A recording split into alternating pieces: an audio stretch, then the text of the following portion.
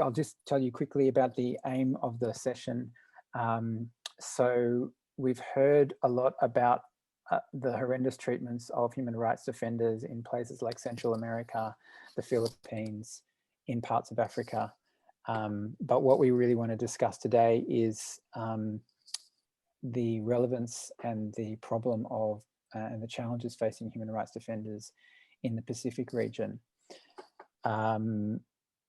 We want to begin a discussion of how the business and human rights community might be able to talk about ways to create a safer environment for human rights defenders in the Pacific.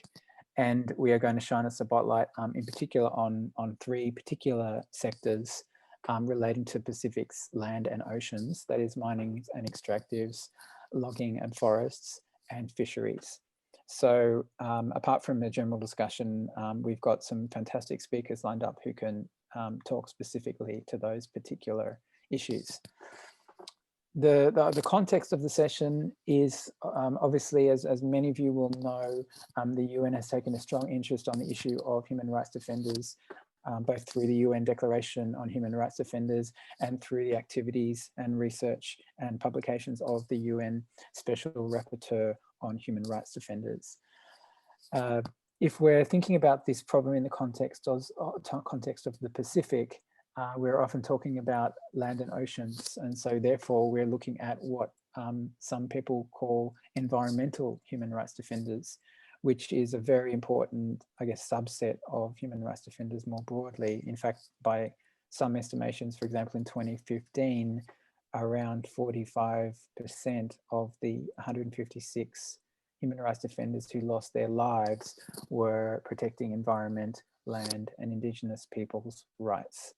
So, that's a really important aspect of human rights defenders for the Pacific that we're going to be talking about today. Human rights defenders and environmental human rights defenders are identified above all by what they do. Again, as the UN says, they may work as journalists, they may work as activists or lawyers who expose and oppose things like environmental destruction or land grabbing. They're often just ordinary people, community members living in remote villages, forests, mountains, living on the ocean, who are really just trying to protect their land and waterways, and may not even think of themselves as human rights defenders. So these are the sorts of people that we're talking about, and we're looking to find out ways to support and protect them better. And that's what this session is going to be all about.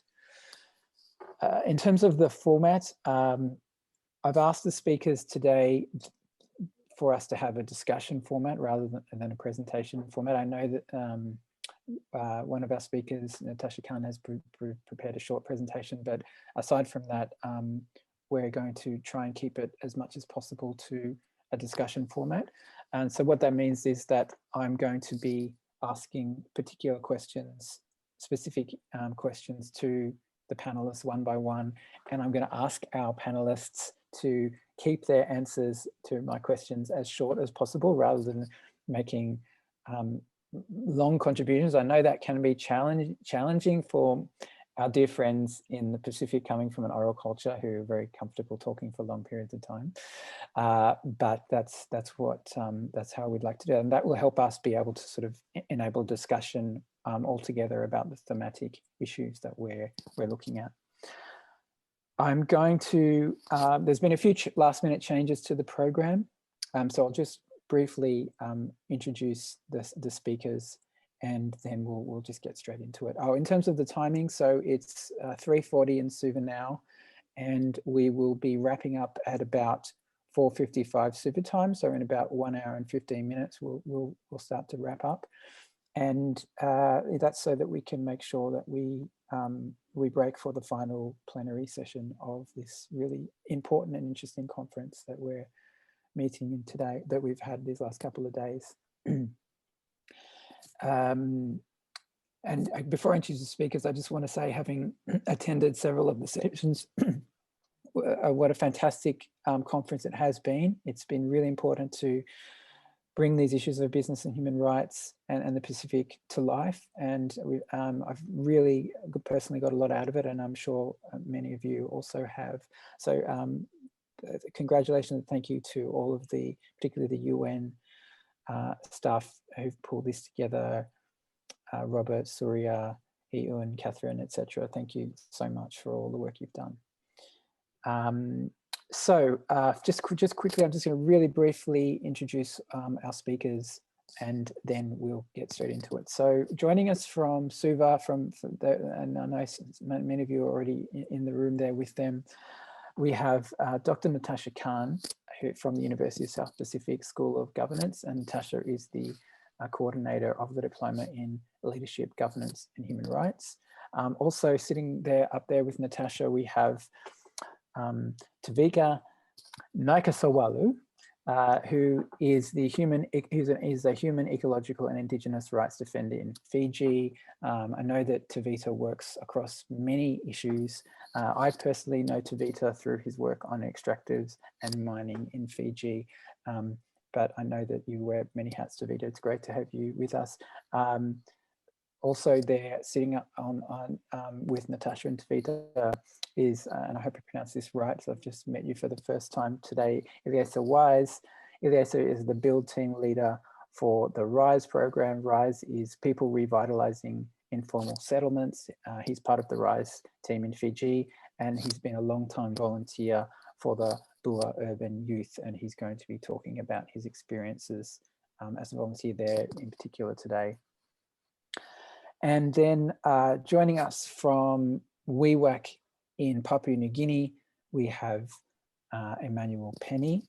And we may or may not be joined by Emmanuel's colleague, Zephaniah Windor, who both Emmanuel and Zephaniah are part of the non-profit organization called Project Sepik.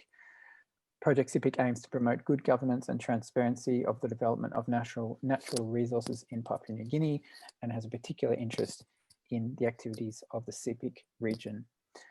And last but not least, we have joining us all the way from Brooklyn, USA, Andy Shen. Andy is an international lawyer and is a senior oceans advisor at Greenpeace, USA.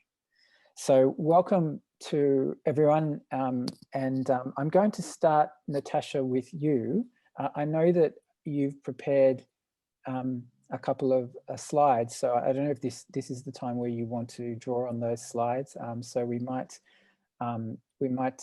keep that in mind in terms of accessing Natasha's slides. But I wanted to throw, in any case, I wanted to throw the first questions to you, Natasha, to set the scene for us about the issue of human rights defenders in the Pacific.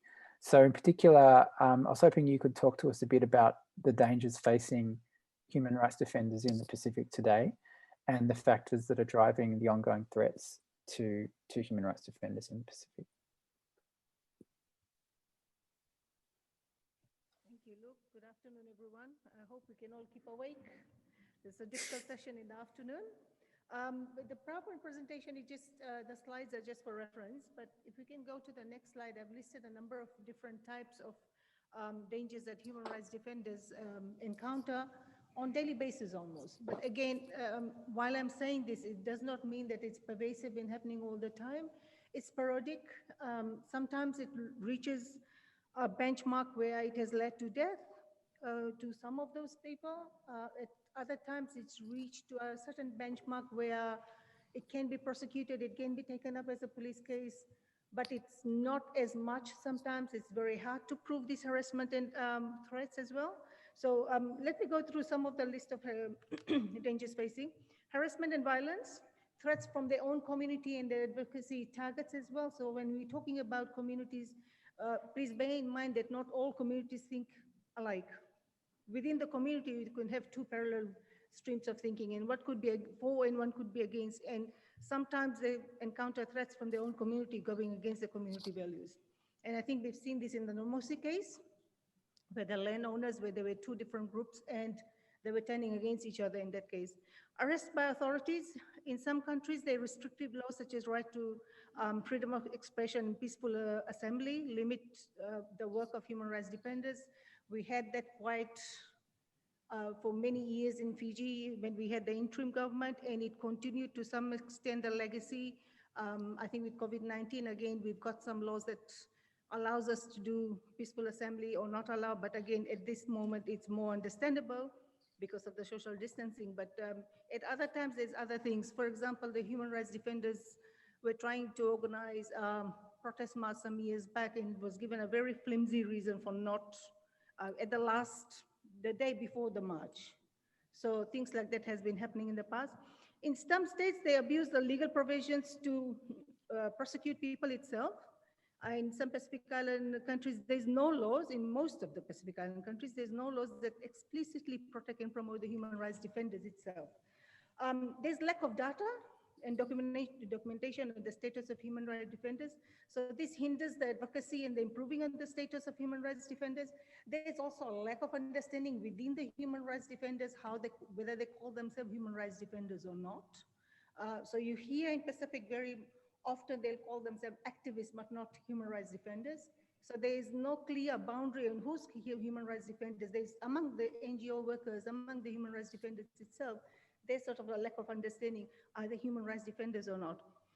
In some states, there's arbitrary arrest for joining peaceful protests. In some states, we have imposed lengthy registration process for NGOs and they revoke NGO license if it doesn't seem to be pleasing the government. We've seen this happen with a number of NGOs. I think it happened twice with CCF in Fiji and some of the other NGOs. Some LGBTQI NGOs have not even been able to register in the past. They had to go through, we sort of negotiate and go under some other NGO and be part of it. Some states have imposed travel bans on human rights defenders, so either they cannot travel into the country or they cannot even leave the country. Sometimes they've been blacklisted and they've only found out when they're at the airport that they're not allowed to travel. Some states do not provide the necessary support for human rights defenders who are abused for victims, who are abused for harassment and torture, etc. So they might lodge complaints, but either it's a lengthy process or the file gets disappeared in some process or the other, the investigation is weak. There's just not support in there, particularly if it goes through against very powerful individuals or it's going through a government that is quite strong and it's going through against government officials. There's lack of understanding of their rights and where to seek assistance and justice among the human rights defenders themselves. So I think just prior to the afternoon tea, we had a session with the national human rights institutions, and some of the questions that were raised there definitely show that people do not understand the recruiting process, don't know where to report, are afraid that it's going to cost a lot to report. They are afraid they report, the names has to be there or they would be somehow the other targeted. In the Pacific, we have, in Fiji, definitely we have a very strong coconut wireless system, we call it, where you'll say, don't say this, but you know, this has happened. So people are very afraid because they think the information, your name will be leaked. So that makes them hesitant to report the incident in the first place. So look, that is it for now. Maybe when we have the next question, I'll cover the other part. Is that the only question it was there for me at the moment? Yeah, thanks, Natasha. That's fantastic. And I'm sure there's a lot more we have to hear from you later in the session. So, but really appreciate that great and important overview. I might go now to PNG and to the Sepik and pose a couple of questions for Emmanuel, Peni. We've obviously heard the overview of the situation in the Pacific, and what we're really hoping for today is to talk to some activists who are facing these issues on a day-to-day, week-to-week level. And Emmanuel and Zephaniah and the Project Sepik team, I know, are activists who face human rights, who are human rights defenders and who face pressures and threats and intimidation for their work, in particular in the work that Project Sepik does on extractives, mining, and also in the work that you do on logging. So Manu, would you be able to talk to the audience today about the types of constraints facing human rights defenders in PNG and in the Sepik, especially with respect to the mining and the logging industries? Like what types of practices go on, and what sort of an impact does that have on the people like yourself who are trying to protect your land and waterways? Thank you. Hello, everyone. In general, the experiences of human rights in Papua New Guinea are varied because of the diversity of our cultures, and that culture shapes the different provinces, the different areas and regions in which businesses operate. Particularly in the Sepik region, where Project Sepik is based at, and protecting the rights of the environment, climate justice. We've experienced somewhat mild form of aggression. We also like to define it as it's subtle and passive aggression. And how did we define it in such a way? We see it from government policies and laws, which continues to push illegal activities by the businesses. The businesses, for example, logging especially in Papua New Guinea and in the Sepik region, knows that what they're doing is wrong. What the policies, like for example, the special agriculture business license or lease policy in which the government set up, it was basically to alienate the people, disenfranchise them, and so the businesses can go in the pretext of developing an oil palm, but literally to just do logging. So that was one way of the government being aggressive, but in a passive and a subtle kind of way. And whenever human rights, environmental defenders do speak up, their voices are sidelined. Their calls to represent and speak for and on behalf of the resource owners or the land users are muted, most often ignored by the government, or the government is evasive. And for Project Sepik, we've seen that, we've experienced it. Say, for example, for Project Sepik ourselves, when we started to speak up for the river and to some extent illegal logging, we've always been called people who have no jobs, looking for a job. They have no business talking about this. They don't have the endorsement by the people. They're not part of the government, and they're anti-developers. And they also say that we are misinforming the people with the information we give to the people.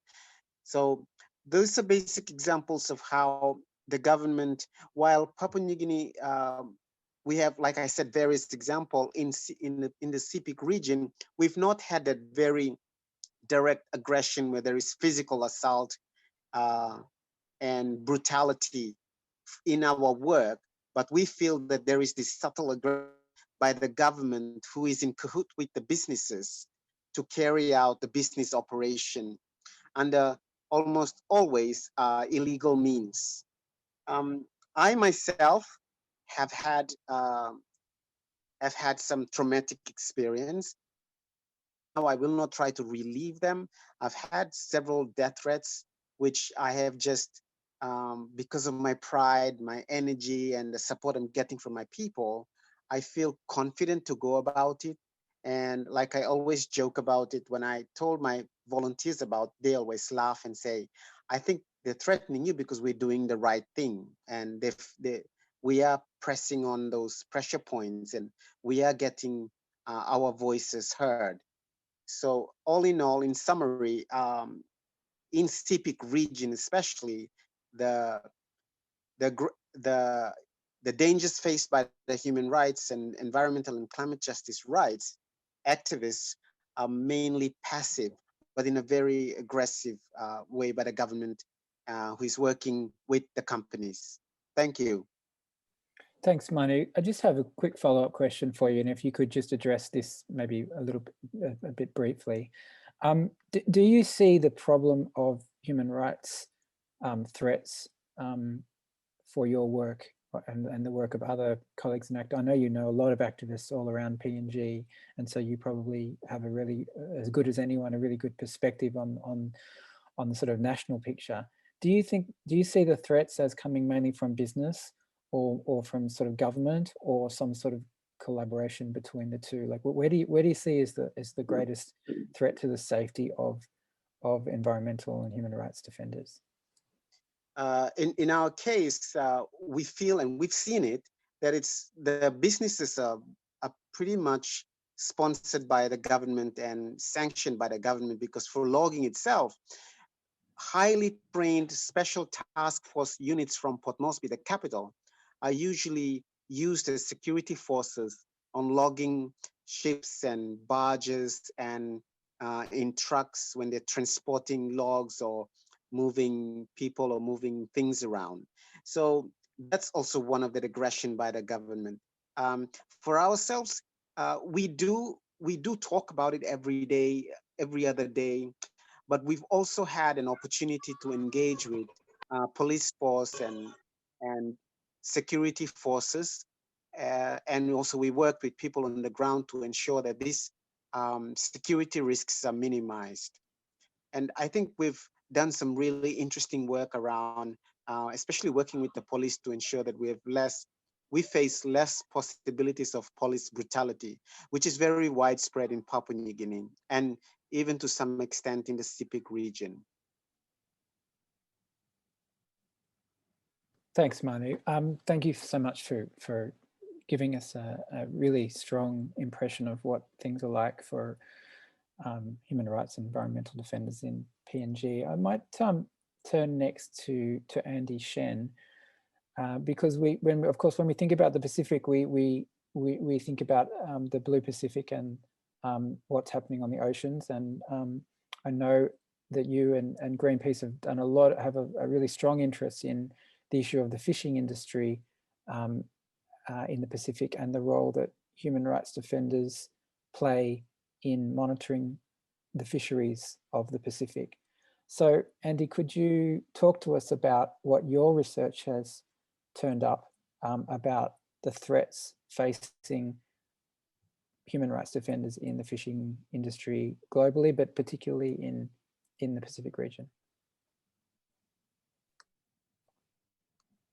Sure. Thank you, Luke, and thank you to the organizers of the event. As part of the Greenpeace Beyond Seafood campaign, we're focusing on reducing human rights and environmental abuses in Taiwan's distant water fisheries. And for the observers protection issues, we partner with an organization called the Association for Professional Observers based in the US, which is led by former fisheries observers, and that advocates for the interests of observers and their families. And in July of this year, we co-filed a complaint to the UN Special Rapporteur on Human Rights Defenders, the UN Working Group on Business and Human Rights, and other UN independent experts on behalf of the family of a deceased Kiribati observer called Eritara Asi Kaiarua, who died on board a Taiwanese flag fishing vessel. So far, there has been no response by the UN experts or any UN groups in regards to our complaint, and there has been no UN focus on fishery observers as human rights defenders. And so last Wednesday, we published a briefing paper entitled "Fishery Observers Are Human Rights Defenders on the World's Oceans."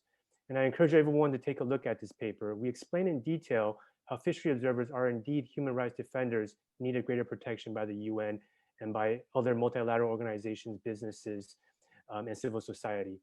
And to date, there has not really been a human rights lens or human rights-based approach applied to fishery observers in the work that they do. And in our research and our analysis, we found that fishery observers in the work that they do fit squarely within the definition in the UN Declaration on Human Rights Defenders, and they really need enhanced protection. APO has documented deaths and disappearances of observers. And over the last 10 years, there have been 8 Pacific observers that have died under suspicious circumstances. And there have been no adequate, thorough investigations done around the circumstances of their death. And so what we're seeing is that there has been a lot of corporate impunity on observer deaths and disappearances, and there have been inadequate laws, policies, and procedures, both by the multilateral organizations like the regional fishery management organizations, but also by the businesses that source from some of these fishing vessels that operate in the Pacific. And there really needs to be a greater focus and greater attention paid not only to the migrant fishers who are also facing brutality on the oceans, but also to fishery observers who are doing very important work protecting the right to a healthy environment, the right to adequate food for coastal communities in the Pacific, the right to work, and many other human rights that they're directly observing and protecting on the oceans. Thanks, Andy. That's really, we commend everyone the research that Andy mentioned. I had a look at it in preparation for this session, and it really is quite shocking reading about the seriousness of the problem in fisheries. So well done to Greenpeace and the team there on that research and for bringing it to our attention. Just moving back to the land issues, and I might go back to the room in Suva and pose a couple of questions to Tevita and Iliesa, both of whom I know work or have worked in the past in the issue of mining and extractives in Fiji. And Tevita, from your work that you discussed this morning about black sand mining in Fiji, and Iliesa, I believe that your previous experience was looking at the impact of bauxite mining in Vanua Levu. And so you've both been working for a long time in the issue of mining and the extractive sector. Have you experienced, or would you consider yourselves human rights defenders? I guess that's my first question to both of you. And have you, what can you say about the situation of human rights defenders and environmental defenders in Fiji at the moment, especially with respect to the extractive sector? What sort of challenges are facing human rights defenders, and what sort of are there threats, are there intimidation, or what are the difficulties for trying to do this sort of work?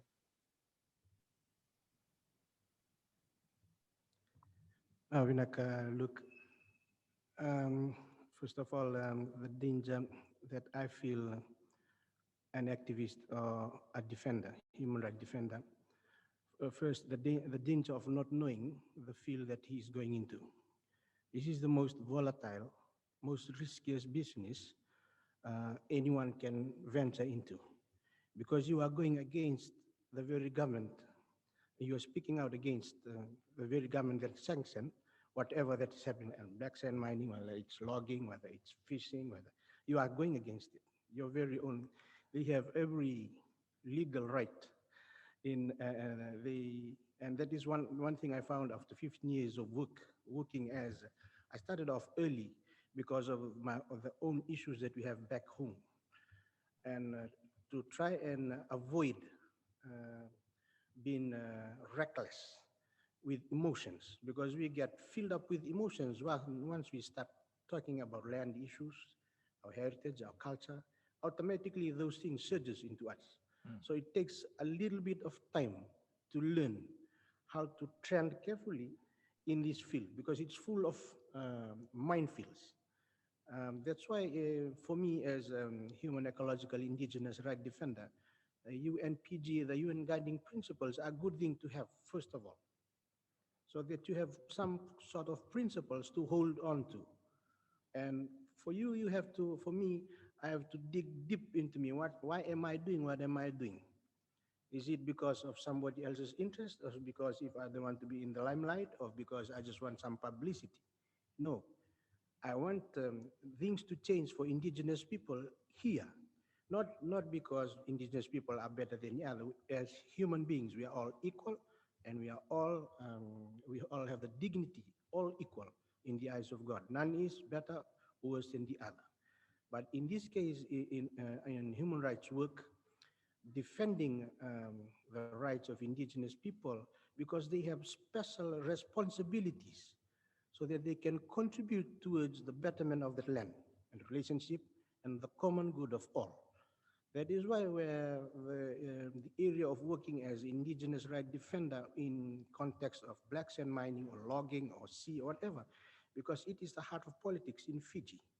Once I start talking about it, you talk about governance, you talk about structures, you talk about the political system, which you cannot isolate one from the other, because that is the heart of it, and that is the beauty of it. So for me, the challenges, first of all, is to know the trade. So that's why it is a good thing that the USP has come up with courses to teach us how we can professionally, it's to dialogue about this, because in the Fijian system, we already have structures in place. When things comes to the village, not everybody will talk. Only the chief will talk, Matanivono will talk, and a few others. The consensus will come from those people. So for us, as like for me, fighting for Mba, I'm from the Kaunrabe, fighting for Singatoka. I have to know, first of all, the context of that. We have to be very well versed in it. So that's why one of the danger I find in the work itself of not knowing well what to do in it. It is also a risky work because you work alone. You are not supported by, most of us are not supported by any organization. You are very vulnerable. That is the next danger that I think that, who do you run to for backup? You need to validate your words. So that means you need to have your beliefs in what you are doing very deep right in, so that you convince yourself, I'm going for this, I'm saying this, because the only thing that a defender and activist have is your voice. That's the most powerful thing that you have, your voice, to say whatever what you want to say, as raw as it is, as human as it is. Thanks, That's Tevita. what Thanks, Tevita. Iliesa, I wonder if you could build on some of those comments from Tevita and talk about your experience as a human rights defender, and also, do you think you've been doing this for a long time, I understand. Do you think the problems facing human rights and environmental defenders are getting worse or better, or yeah, is the problem, what's the status of the problem these days, do you think?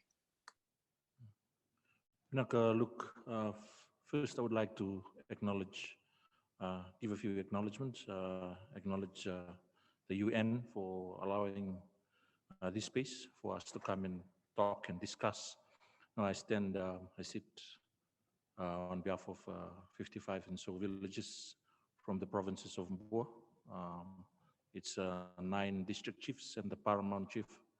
We work together in our Mbose Vanua, I would say, representing the Mbose Vanua as the young people of Mbua urban youth.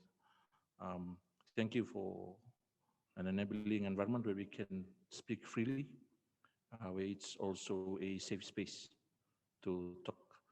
Same thing like what Te was alluding to, that as Dr. Khanit had said, we always say we are activists because maybe we term ourselves as human rights defenders, we can get cut off on our livelihood because we hold some contracts in terms of our work.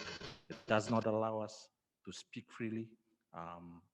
We are merely volunteers for our province. We are not paid full-time workers to do this.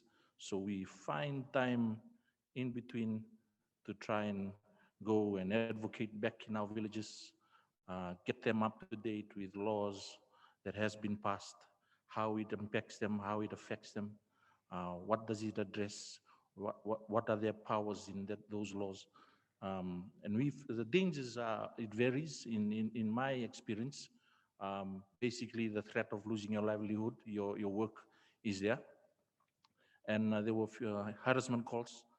They were done to mostly my female counterparts, not to me directly. But in our first visit to Nomoi level, we got confronted right at the wharf. Basically, when we were coming from Suva, going on the boat to Naikasowalu, we had calls has been made across to stop us from entering Mbua. So we got confronted by the provincial office asking us, what are we going to do? So we asked them on what authority are they are they asking us on? Because we um, are from the place. They work for us. We do not work for them. So, if we do not know our place in our province, we might have easily bought the boat back and came back to Suva. But that happened in 2012 after mining started in Noe in 2011. I was part of the trip. There was a lot of discrepancies that I can share on later, but maybe just to answer the questions, yes, there were harassment calls and also the intimidation that was done straightly by the government. As Tevita was sharing, in Fiji, because government owns the minerals, and whenever there is development on minerals, the business people will always work hand in hand with the government. So you cannot separate the two. The intimidation can always come from the government side. The business people are at the back. Also, in some cases, well, in the next scope, because we did 2 visits, one to Noe level in 2012, and then later on, as we heard about the move to really extract in Wainunu, another district, we went to Wainunu in 2015 to just try and measure how much do people know, the Wainunu people know about bauxite. And then we actually got stopped by the chief in Wainunu, who we then later found out that he was also the engagement officer for the mining company. We then were faced with a traditional dilemma that had to be taken up and addressed up by the Bosivanua, which is our paramount chiefs meeting, or the district chiefs meeting, and at that level, that was sorted out. But getting stopped, getting pointed at, getting addressed back in our villages, that was the last thing that we expect. When we had sacrificed, taken the trip, out of our own expenses to go in. So just that the doctor was saying, there's always 2 sides in the community. There are people who already have sided with the developers, and here we are with the others trying to know what's going on. With the consultation has been done, with all these things, checkpoints have been discussed before things move on. Naka.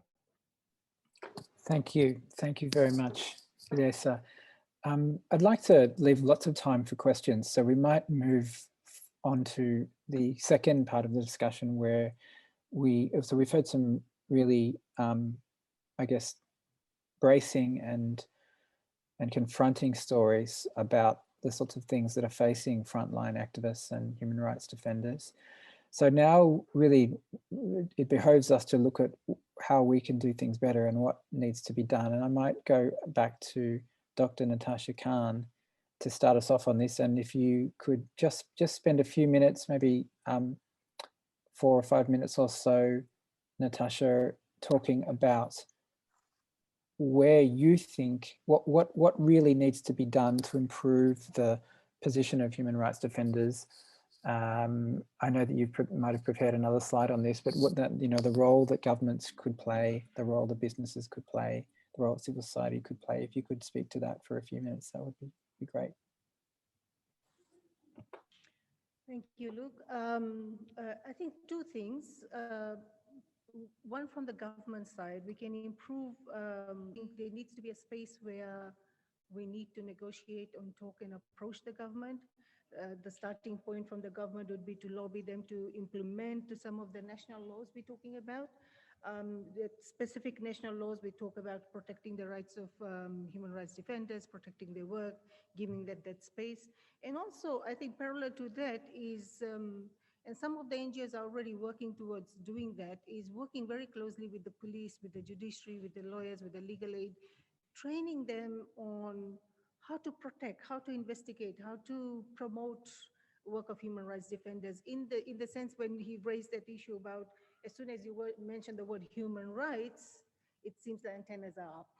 You are already in a space where it seems like it's a confrontation. So sometimes there's a softer approach not to use human rights. I remember when I was coming back to Fiji from UK to collect my data on military coup, I was told by my PhD supervisor, let's not use the human rights, because we were based at the Center for Applied Human Rights. He said, let's use the letterhead from the Department of Politics. Because simply knowing the context we were coming into, this was an interim government. This was a government that was, I'm going to talk to them about coup and their talk. So there's that space we're talking about. We need to understand the context is so important. It's so important. Sometimes we need to tone back the word human rights defender if we think it's going to be too offensive. Because in the Pacific, there's a misunderstanding to a large extent that this is going to be a confrontation when we talk about human rights. So I think when we're talking to the police, we've done some trainings with the police, we've talked with the judiciary. I know some of the other NGOs who are involved with working with judiciary. Myself and my colleague, we work very closely with the judiciary, and when we talk about this, we talk about from the good governance aspect. So we use human rights, we slot them in a way that's acceptable to them. And I think it's knowing the space we're going into, knowing how confrontational it can become. Also, when we're talking about police, some of the things is to how, when they're doing the investigation, how can they be impartial? They're supposed to know the job, of course. They're supposed to do that in every investigation, but we know from experience that it's not always the case.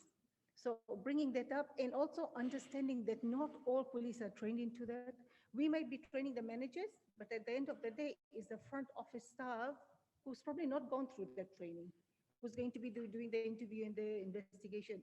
So there's a seamless process. And again, I am personally working with the training division, and I've said to them, approached them very politely a number of times, whether we can actually relook at the curriculum. The police curriculum, I believe, is the last time they had an overhaul of the curriculum was in 1990s.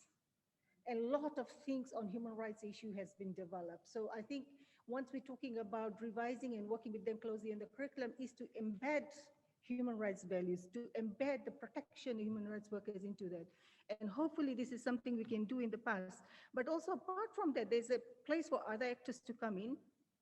So there's been a number of cases of police brutality in recent days as well as in the past. And what in the past we flagged it up to Amnesty International, who as an outside actor has then written to Prime Minister's office to flag that issue up, and also done a press release.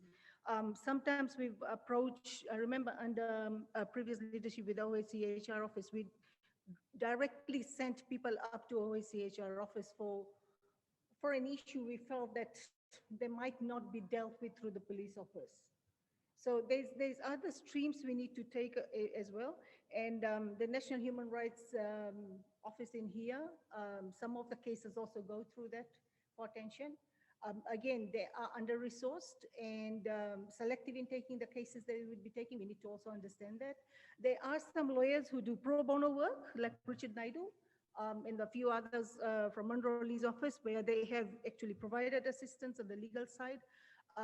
Protecting human rights defenders on the other end. I know with the academic, we do a number of other academic staff who do a number of press releases and state. What we've started to do is after every major write-up or opinion piece we're doing, we have it checked by a legal of some lawyer.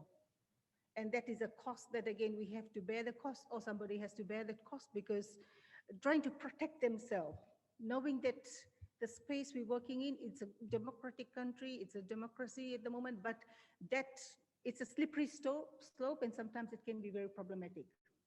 And I think there's recent issues that USP has also highlighted that, where we've had, USP is supposed to be a regional office, and there is no, police are not supposed to enter the campus, and we've had issues where the police actually entered the campus, and there was a lot of, again, there was one, after many years, I saw the momentum of protest happening.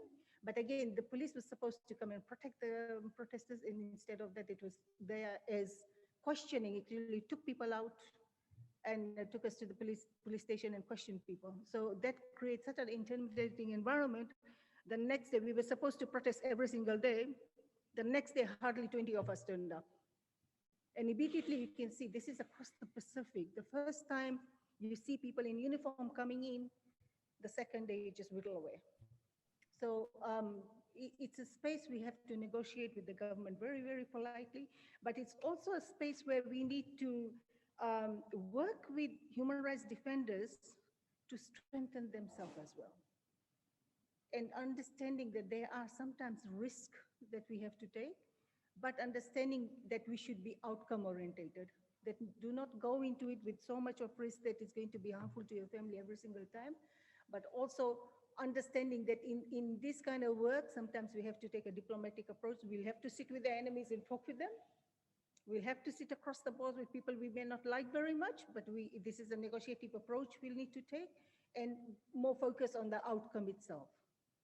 So, thanks, Natasha.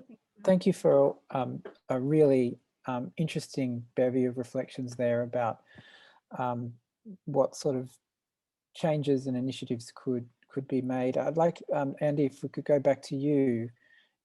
You've had a lot of engagement in the UN system, and you've thought a lot about how to protect human rights defenders. I wonder if you could add your own reflections to these questions of what could governments be doing better, what could civil society be doing more, what could businesses, what needs to happen in order to better protect human rights defenders in the Pacific, specifically in the Pacific, do you think? Sure. I mean, I think a lot needs to be done just because we're starting at a point where there has been no understanding, no recognition of fishery observers as human rights defenders. And so I think, we've been calling on the UN to formally and publicly recognize fishery observers as human rights defenders and to ensure they have the enhanced protection that human rights defenders deserve. And through the various UN bodies, UN experts can do a lot through their mandates to ensure greater protection of observers. We're also asking states and RFMOs to do more to integrate the relevant laws on human rights defenders into their regional observer programs and make sure that there are policies and protocols that are followed, and that the ability to fish is undeniably linked to ensuring observers are protected and their rights are respected. And in terms of businesses, here in the US, the vast majority of American seafood buyers, the end buyers, the retailers and the brands, are not conducting human rights due diligence in their supply chains up to the fishing vessel level. So what we've seen is that even with the migrant fishers, they're not doing enough vessel level due diligence to ensure their policies are being complied with, and that there are penalties that are enforced if their policies are not respected. And the same goes with observers. Observers cannot be an afterthought. They must be part of the human rights due diligence alongside crew, alongside coastal communities that are impacted by illegal fishing and forced labor. And so this is very important for businesses which have a lot of leverage on the fishing vessel, the fishing companies that operate in the Pacific, that supply the US, Japan, other major markets, make sure that they have these rigorous processes in place, and that they make sure that they exercise their leverage to ensure observers are protected. Thanks, Andy. I want to go back to Manu now. Manu, you've spent a lot of time, obviously, not just in PNG, but in other countries in the region, in New Zealand, in Australia. You have a good sense of the sort of context in both, I guess the impacted countries, but also the countries where a lot of these businesses who are involved in human rights abuses emerge from. I was just wondering if you could speak to the responsibility of the governments, not just Pacific governments like PNG and Fiji and Tonga and Solomon Islands, but also governments like the Australian government, New Zealand government, Malaysian government, governments whose multinationals are operating in your countries. What could they do more to make sure their businesses aren't involved in human rights abuses, and maybe have some reflections on PNG as well? My comments or my questions to these governments would be that they should recognize that in the Pacific, especially, a lot of countries, almost all countries, have indigenous peoples and peoples with cultures that are different from the cultures of the businesses that operate, which for them, profit is driving factor, and they should also understand that the cultures of these indigenous peoples and their indigenous peoples are different from especially Australia and New Zealand cultures. That's excluding the Maoris of New Zealand and the First Nations peoples in Australia.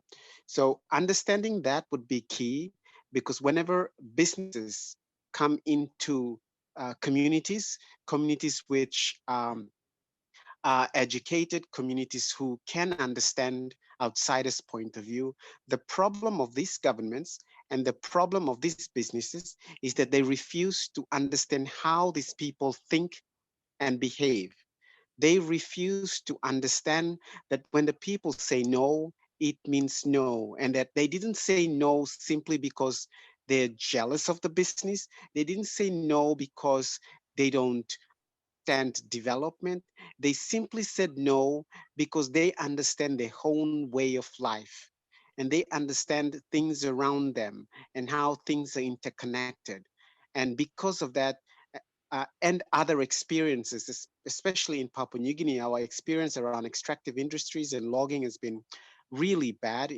I mean, we've got, Bougainville, which started a civil war, Oktedi mine, which had the dam collapsed, and the Fly River is now dead, and many other examples, including the Angabanga River from the Tolokuma mines, and of course, not forgetting Pogera, which also suffers from, which also has incidences of human rights defenders abuse, and so those examples show that these companies and even our own government and countries like Australia and New Zealand still do not understand the indigenous people's view of things, their innate and um, their innate and sort of default way of thinking, which is not entirely on print on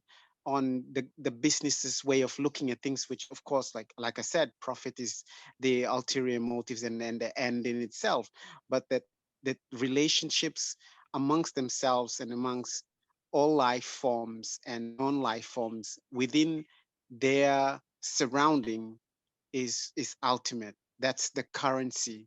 That's what they value more than anything else. And so I think the call to Australian government, New Zealand government, and businesses who have difference in cultures should begin to understand the people and say, when they say no, it means no. I think that will be the message for these countries and the businesses. Thanks, Manu. Look, I've so many more questions that I could ask of our fantastic panelists, but actually what I'd really like to do is facilitate a discussion both in the room in Suva and also online with the panelists about some of the thoughts that they've shared with us today. And so what I'd really like to do is open the last 25 minutes we have up to questions. So if people online could start posting any questions they have in the chat, we've had one already that I've noted that I'll put to Andy in a minute.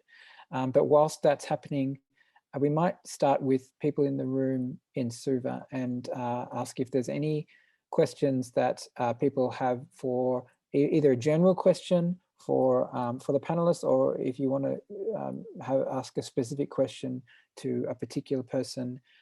Please remember to identify yourself by your name and the organization you represent. So can we start with the people in Suva? Is there any questions or comments from the audience there before we go to the online questions? And please, people online, please keep those questions coming. There are some questions. I'll just pass over the microphone.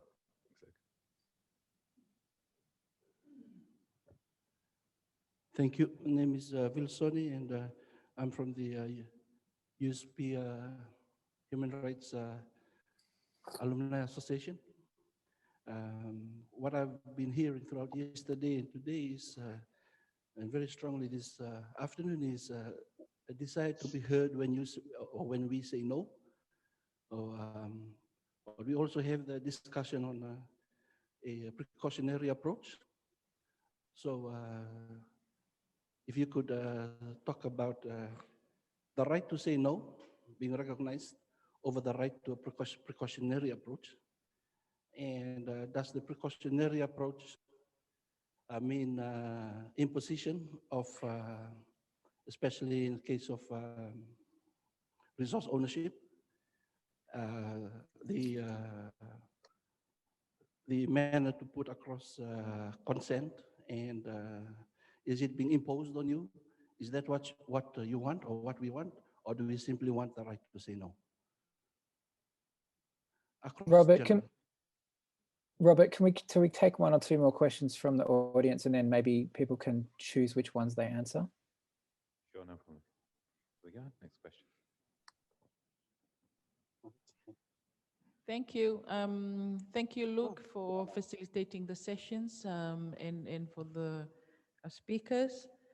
I suppose when it comes to civil society and how we see ourselves engaging with the human rights defenders, it's a big question for us. And I'm speaking from the perspective of Piango, which is a civil society that is wanted to make sure that the voices of the communities and our people are represented, but at the same time that there are certain things that are at stake, especially when we have built relationship with the UN system, built relationship with our own government, built relationship with our own traditional setup. And so there are a lot of things that we have to be quite clear in terms of how do we as civil society manage ourselves in such a situations as sensitive as human rights issue, sensitive as extracting industry, sensitive around how do we engage businesses when they have the money to do small projects to buy vote or buy consent of our communities in a very sad way. And so I suppose for civil society, civic space, enabling environment, but really how do we make sure that we don't lose out supporting, making sure that we don't undermine our democracy. Because at the end of the day, it's really how do we hold our leaders accountable. And I thought that's the first point that I just want to share. The second one is how do we embrace young people like the Papua Urban Youth Network, for example, where they a group of individual young people who want to do something for their community. And how do we provide the enabling environment to make sure that they feel that they're secure, because there's a whole lot of risk involved. But at the same time, you know, we all, one way or another, have something that we had to compromise, either for civil society, either it's a project that we are working with government. As much as I love working with the UN, they work for the government as well. Yeah. So how do you manage those kind of different relationships? And particularly, my last point is that now we are in a safe space. Well, we hope that this is a safe space for some of our people that are speaking out today.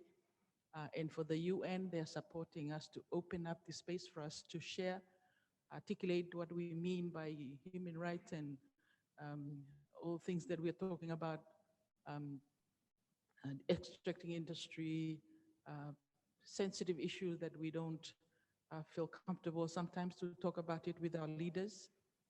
But what's the next step? Are we going to provide the same support that some of these young people are crying out loud for, that they need when they are in the room to talk to their traditional leaders who have a bit of, you know, something that they get out of it? and they deny the right of our young people to speak in their own home. So there's a whole lot of things that I think that we really need to start having conversation about. I'm happy that USP is here because they have a very influential positions in terms of how our young people from the region, engaging them to have this kind of conversation, ongoing conversation, because at the end of the day, we cannot start opening space like now and don't expect the UN system to step in when we need to talk to our leaders on how we need to move forward with this. So I started with a question, but I ended up answering my own question. Thank you. Thanks. Sorry, Luke, we have another question from the floor, so maybe Okay. I'll just take one more, and then we can Okay, go back thanks, to you. Robert. Okay, thanks, Robert. Thank you, Luke. I'm Millie from Pacific Youth Council. Just a question to my colleagues Essa and Tevita. So in terms of the black sand mining and bauxite mining respectively, that you both are working, you both are actively engaged towards in your activism efforts. What are some of the ways you've engaged with the government through the Department of Environment, in particular the EIAs? So if you could just elaborate on the ways you've engaged with government through that process, and if it was effective and to which extent, because I know that a couple of months ago we noticed that the landowners were being given royalties or something for the bauxite mining. So they were receiving royalties because I saw it on TV, and I was wondering, like, I was beginning to think, okay, because we were strongly calling out against bauxite mining, and now we see them giving out royalties. See, the government actually present there, the Commissioner Northern was part of that team that was handing out the royalty checks to the landowners who were smiling and taking shots afterwards. So just a question about your collaboration with government and where is it up to at the moment? And also taking into account that some EIAs are not publicly available. So if you could just speak to that extent, thank you. Thank you, Inga. For Boer Urban Youth in Nawai level, after doing our scope visit, our first step was to write to the Ecological land, Ministry of Ecological lands, and we never got a reply. We wrote again, still no reply. So we took to the Fiji Times. The reporter on the Fiji Times said that our report was quite lengthy, so she'll break it down into 4 parts or 6. The first part went through, and then no, the media was heavily censored at that time. So the first part of our report only was the only one that went through. Our report never came, the full report never came on the dailies. So we took to Facebook, to social media. From then on, we knew that there's a total shutdown on what we were trying to advocate. Luckily, we have networks, people who are willing to help, but could not really come out. So in that way, we got out the EIA for Nawai level. So we did, looking at the environmental management plan for Nawai level, we know that there was no monitoring and evaluation done in Nawai level. So as we speak, there was no accountability in terms of what was the total tonnage that was shipped out from Nawai level to what was reported on the boat, because there was spillages. There was just no accountability. So we are always banking on what the developer, the miner, was saying. And it was advertised on the papers that on this so-and-so month, they've taken this much of ton. So there was no monitoring and evaluation done from government side. There was also supposed to be representatives from the landowners. I guess from there, our mode was to, because we learned as we were going into this bauxite mining, we really tried to learn much about what is bauxite mining, so we can go back and tell our communities. So it's actually lateral mining. It's not, bauxite is only found in the top 5 meters of the soil, and it's the red soil that is contained in there. And we know it's the top layer of soil that the community use. We used to plant dal or uvi, all these vegetables, things that they are actually depending on in terms of their livelihood. They sell to the market, Yangona. So in Wainunu, we did comparison notes on what they're earning on that top 5 meters and what does bauxite, what does bauxite bring to them? In 2015, there was a slump in the bauxite market. So we put that through to, it came down to around 20 Fiji dollar a ton. So that's 20 Fiji dollar for 1,000 kg. So at a kg, it's actually 2 cents Fijian. And then we did a comparison note to the people in Wainunu. The Ndalo was selling at $2.50 a kg. The Angona was at around $30 a kg in 2015. It's now at $100. And then sandalwood, which is a tree that is found in Boer, was at around 120 a kg. Once we had this comparison and discussion with them, they knew they didn't want to give in to the bauxite, because that 2 cents is, even that 2 cents is not going to them, it's going to the government. And I don't know what's their share of that 2 cents. Because royalty, we learned too that royalty is based on profits. If the developer declares profit, then your share of royalty comes from the profits. It's not a share that can be derived directly as you go into the deal, but it's always based on profits. So we found out all this, and we were sharing. Government had very little part in trying to hear us. We also managed to learn about the principles in the FPIC, free prior informed consent, that is part of the indigenous rights, on how developers engaged communities, indigenous communities. So we managed to translate FPIC into the vernacular, get that printed out, and we partnered with the Tauke Affairs Transport to get that passed around to our communities. That was the first step, government arm that came when we were doing the FPIC translation. The first government arm that teamed up or worked with or collaborated with Mboa Urban Youth to get the FPIC on board to the indigenous community. Thanks. I might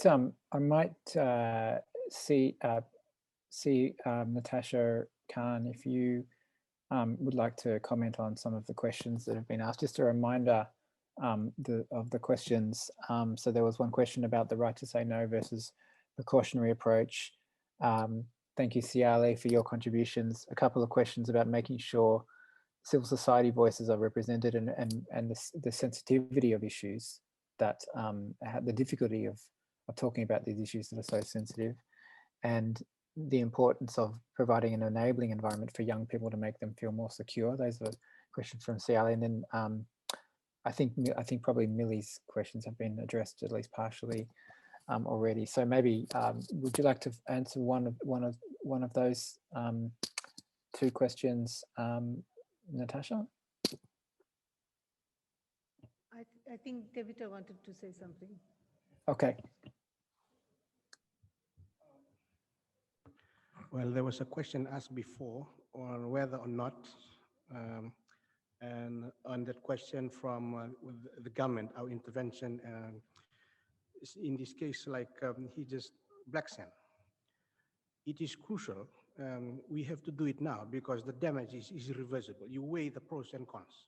whether it's worth doing it and whether it's worth coming out all into it or not. Because it's huge, it impacts thousands of acres, it impacts communities all across, you name it. It impacts a lot of things, so it's worth doing it. The risks are big, it's worth doing it. That's why you need to take that head-on approach. So that's why I jumped right on to using the UN protocols. Start from Geneva. 1 week after that, the mineral departments ran, the one who issues license.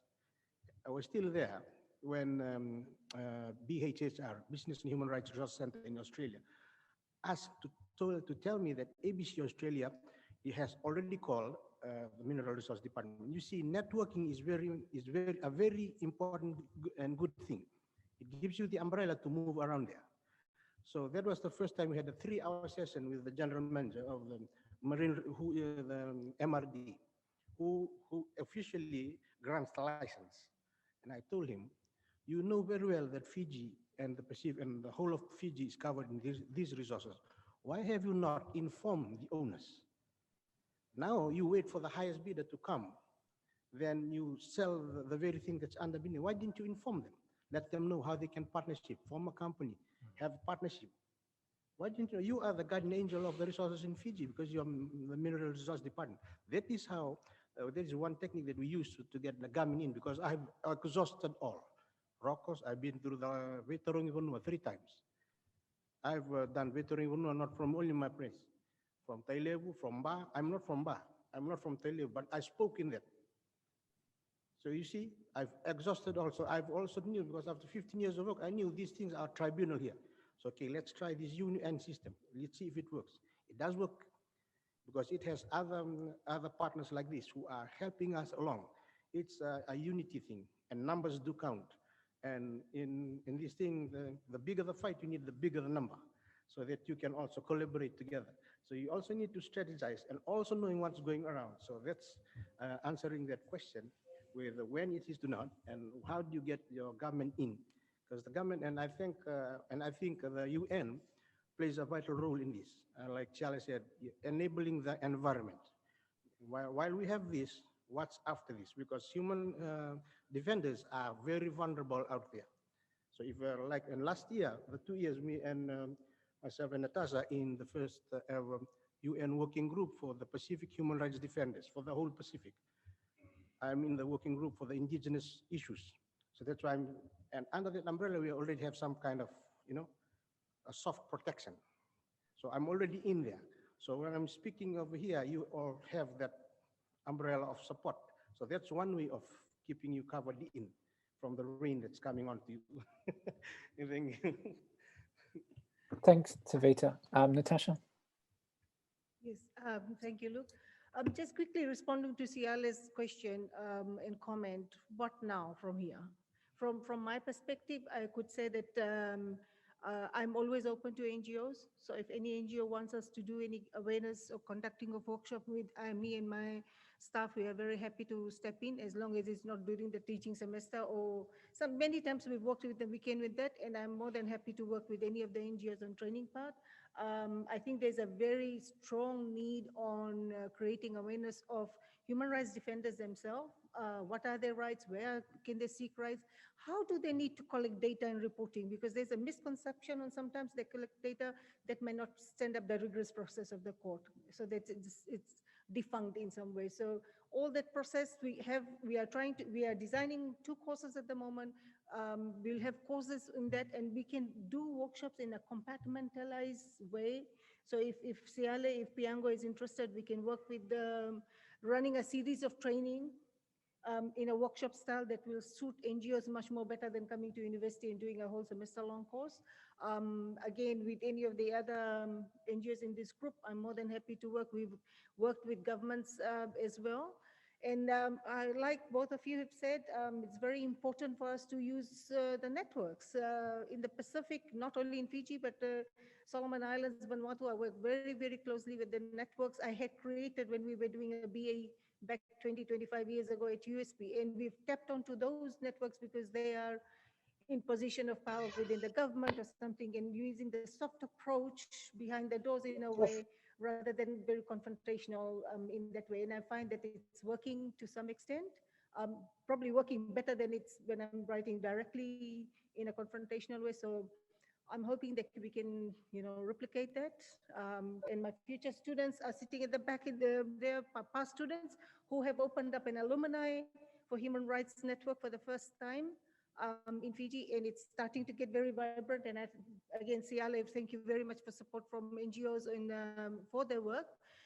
And it's very important for us to nurture them, to give us that support, not from only academia, but from the NGOs, from the government and everywhere. We need to nurture this. These are the ones who have got passion at the young age, although I don't know if I can call all of them young, but it's young at heart. So I think I'm always there for them, and I think it's really important for us to be supportive in whatever capacity we can. We won't be able to support them in all capacities, but whatever capacity we can, I think we need to collaborate together to work on that. Thank you. Thanks, Natasha. So we've just got about 3 or 4 minutes left. So 2 quick questions, one quick question for Andy, and then 2 quick questions for Manu. So Andy, question for you is from Elizabeth, sorry, Elizabeth, I'm looking in the chat where you're from, but I've lost track of where you're from, but thank you for that question. The question is that they've had a difficult time recruiting observers due to their ongoing fear of retaliation, So how could we communicate with fisheries observers to encourage observers to recognize themselves as human rights defenders and empower them to come forward? And then couple of questions for Manu, one from Naomi Shiga, who's an independent business human rights analyst. What are the key differences with respect to human rights defenders' engagement with businesses from Western countries versus businesses from Asian economic powers like Japan and China? And you could probably include Malaysia there, I think. And then there was another question about the right to say no, consent and the right to say no. So Annie, do you want to go first, and then Manu, do you want to jump in on those 2 questions? Sure, and I know Liz, she's from Association of Professional Observers, APO. We partner with them on observer issues, and it's a great question. And I think the purpose of us calling for recognition of observers as human rights defenders is to ensure that there's greater protection and greater focus on developing measures to protect observers, because currently there's just an inadequate system in place. And so, the Declaration of Human Rights Defenders and subsequent literature says that defenders deserve protection regardless of whether or not they self-identify as defenders. And I think this is the case where there's a need for greater human rights education among fishery observers about the rights of defenders, and also the protections that entail from that designation, but also the responsibility on states, on the UN, on businesses to ensure that regardless of how they self-identify, the protections are there for them. And I think when we have safeguards in place, when businesses, when governments establish safeguards to ensure that observers that do self-identify as defenders don't face retaliation, don't face reprisals, that's more likely that they'll start identifying as such. Thank you. Thanks, Andy. Manu, did you want to have a go at those 2 questions quickly, as quickly as you could? Thanks.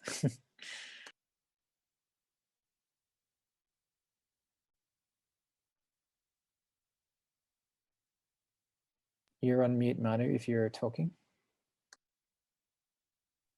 Yes, firstly about someone mentioned about saying no and precautionary measures. Some of us in Papua New Guinea have difficulties with precautionary measures because it says as a way forward that it's based on scientific uncertainty, and that renders local knowledge, Melanesian knowledge, proven knowledge around sustainable development, sustainable conservation, and that we have proven results around that not valued in terms of making the decisions around precautionary measures. To another question, about the key differences between West and Asian countries.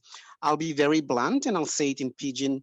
When we go out and have conversations with the people, they say in Sepik region and in my experiences in other parts of Papua New Guinea, they say it in Pidgin, they say this. Before me blagat one blakain savelo walk one temol white man. Na mibla savelo how all white man walk. Now all Chinaman come or Asian come, mibla no more savelo how all walk.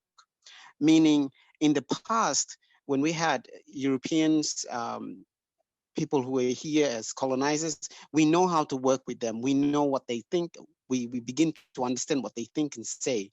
But nowadays with Asian businesses, it's almost impossible to understand what they do and how they do business.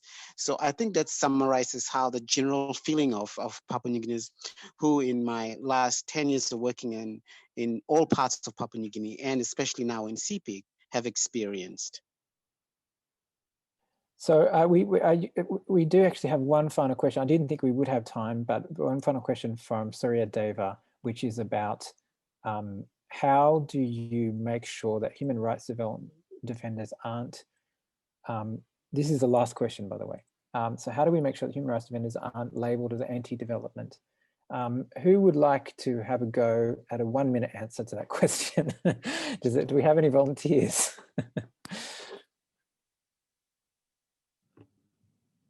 Maybe I can start. We can encourage the government maybe to be accountable to its constitution. I guess in the preamble of the constitution at the first page, it says, we the people of Fiji, recognizing the indigenous people, the Itoke land, custom, language. That phrase should cease the use of idle land that government uses and developers uses when they say land is idle, because that's not in the context of Itoke people. There is no idle land in our context. So that would then encourage consultation on how we perceive land as Itoke people and how the government and the developers perceive land. If there be consultations, real consultations, genuine ones done, and then we can move forward from there. Naka. Thank you, thank you. I'm gonna have to wrap it up there. I'm under strict instructions to close this session by 5 p.m. so that we can go to the final plenary.